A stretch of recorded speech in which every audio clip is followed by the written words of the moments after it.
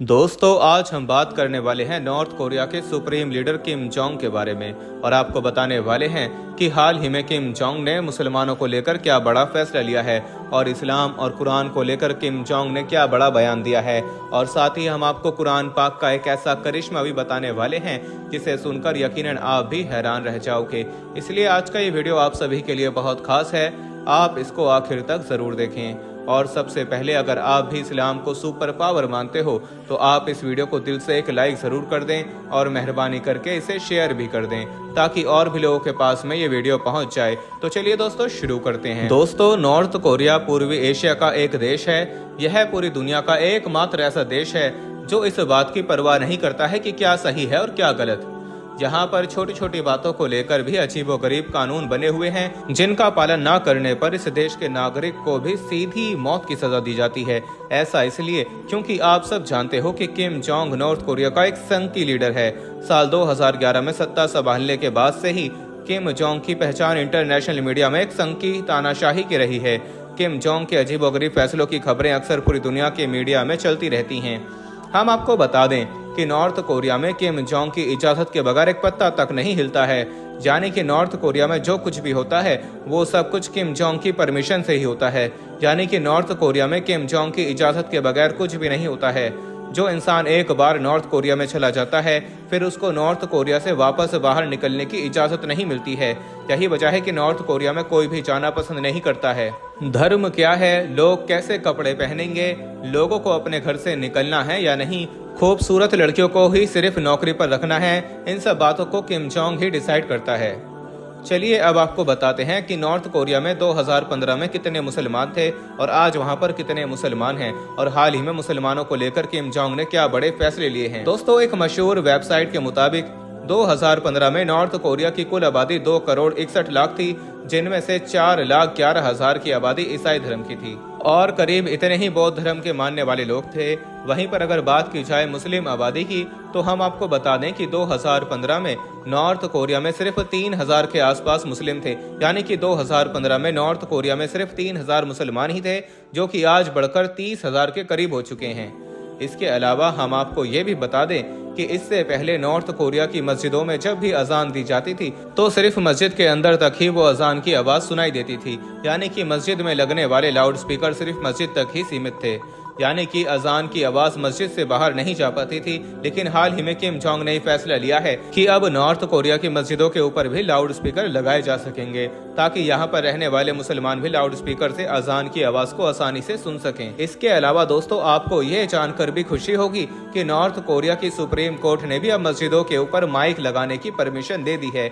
अब north Korea में रहने वाले मुस्लिम भी अजान की आवाज को सुन सकेंगे और अजान की आवाज सुनकर वो मस्जिदों में नमाज पढ़ने के लिए जा सकेंगे। अब आप सोच रहे होंगे कि नॉर्थ कोरिया में अचानक से इतना बदलाव कैसे आ गया, किम जोंग अचानक मुसलमानों के बारे में सोचने कैसे लग गया। तो हम आपको बता दें कि इसके पीछे एक कहानी है। जब से नॉर्थ कोरिया में यह वाकया पेश आया है, इसके बाद से किम जोंग ने मुसलमानों के हित में काम करना शुरू कर दिया है। और वो वाकया ये है कि एक बार नॉर्थ कोरिया में एक अजीबोगरीब मसला उलझ गया था। फिर आप देखें कि उस मुश्किल मसले को कुरान पाक की एक आयत ने किस तरह से चुटकी में सुलझा दिया। यानी कि उस मसले का हल कर दिया, जिसे देखकर सिर्फ डॉक्टर ही नहीं बल्कि वहां पर खड़े तमाम लोगों ने वहीं पर खड़े खड़े इस्लाम कबूल कर लिया।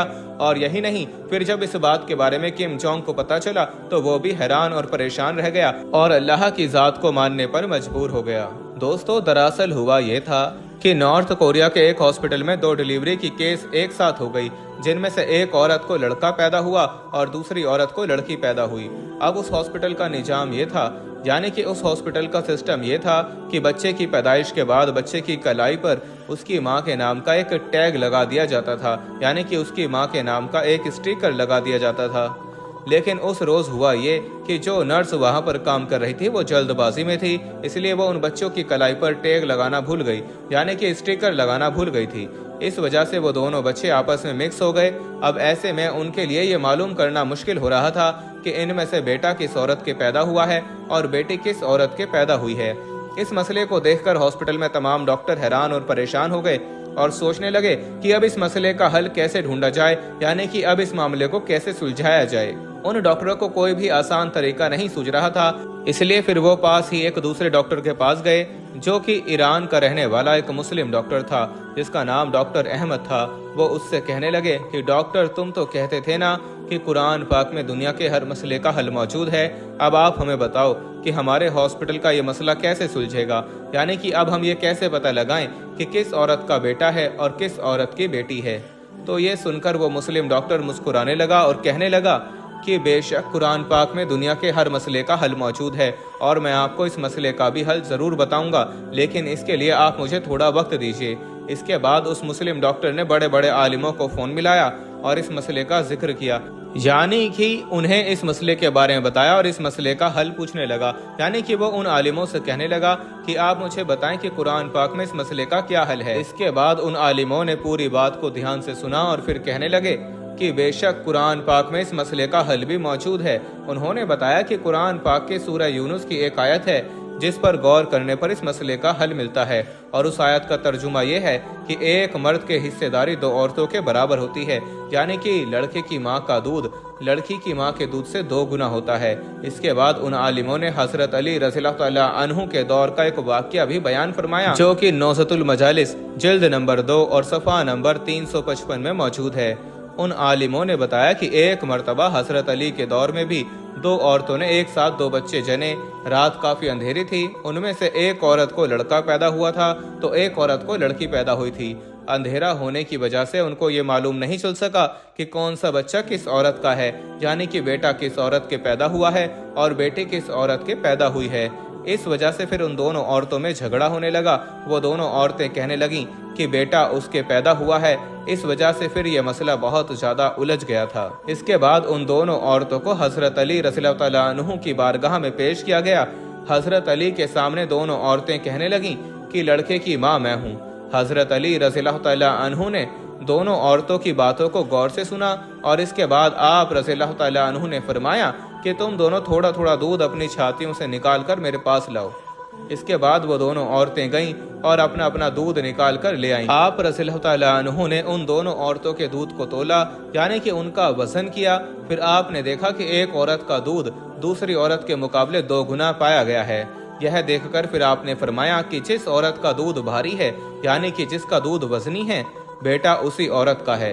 ये फैसला सुनकर लोगों ने हजरत अली से पूछा कि आपने ये मसला चुटकी में कैसे हल कर दिया। तो इस पर आपने फरमाया कि कुरान पाक में इरशाद फरमाया गया है कि खुदा ने मर्द को हर चीज में फजीलत दी है, यहाँ तक कि गिजा में भी एक मर्द की हिस्सेदारी एक औरत के मुकाबले डबल होती है। बस इसी हकीकत के पेश नजर मैंने सोचा कि जिस औरत का दूध वजनी होगा वही औरत बेटे की माँ होगी, और फिर वही फैसला मैंने सुनाया है। दोस्तों, आलिमों की इन बातों को सुनने के बाद डॉक्टर अहमद ने उन डॉक्टरों को कुरान पाक की इस आयत के बारे में बताया और इसका मतलब भी समझाया। फिर उस मुस्लिम डॉक्टर ने कहा कि कुरान पाक के हिसाब से इन दोनों औरतों के दूध का वजन किया जाए, यानी कि इनके दूध को तोला जाए। जिसका दूध वजनी होगा बेटा उसी औरत का होगा। लिहाजा फिर उन दोनों औरतों के दूध को तोला गया तो देखा गया कि पहली औरत के मुकाबले दूसरी औरत के दूध का वजन 2 गुना है। उसमें विटामिन और ग्लूकोज की मात्रा भी पहली औरत के मुकाबले 2 गुना पाई गई है। तो दोस्तों, अब ये बात साबित हो चुकी थी कि लड़के की माँ कौन सी औरत है और लड़की की माँ कौन सी औरत है, यानी कि अब बेटा और बेटी का फैसला हो चुका था। उस मुस्लिम डॉक्टर ने उन डॉक्टरों को बताया कि हमें कुरान पाक कहता है कि एक मर्द की हिस्सेदारी 2 औरतों के बराबर होती है, और यहाँ तक कि गिजा में भी। यह देखकर उस हॉस्पिटल के डॉक्टरों को यह समझ में आ चुका था कि विज्ञान और डॉक्टर कुरान पाक के पीछे हैं और कुरान पाक में दुनिया के हर मसले का हल मौजूद है।